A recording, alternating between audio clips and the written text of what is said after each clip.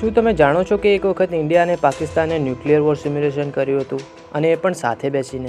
હા મિત્રો, દરઅસલ 1999માં કારગિલ યુદ્ધ પછી સિચ્યુએશન બહુ જ ટેન્શન ભરેલી હતી. લોકોને લાગ્યું કે કોઈ પણ વખત ન્યુક્લિયર બોમ્બ અટેક થઈ શકે છે. ત્યારે એક રહસ્યમય ભર્યું ટ્રેક ટુ ડિપ્લોમેસી શરૂ થયું. આમાં ઇન્ડિયા અને પાકિસ્તાનના રિટાયર્ડ જનરલ્સ, સાયન્ટિસ્ટ અને ડિપ્લોમેટ્સ એક સાથે બેસ્યા અને એક ન્યુક્લિયર વોર સિમ્યુલેશન કર્યું. શું હતું આ સિમ્યુલેશન?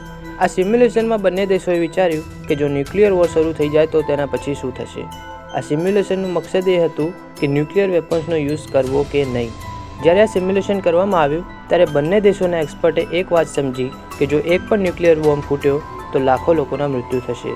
તેથી આ સિમ્યુલેશને લોકોને એક શીખ આપી કે ન્યુક્લિયર વેપન્સ ખાલી ધમકી આપવા માટે હોય છે, તેનો કોઈ દિવસ ઉપયોગ ના કરવો જોઈએ. મિત્રો, તમારું શું કહેવું છે? શું ન્યુક્લિયર વેપન્સનો યુઝ કરવો જોઈએ કે નહીં?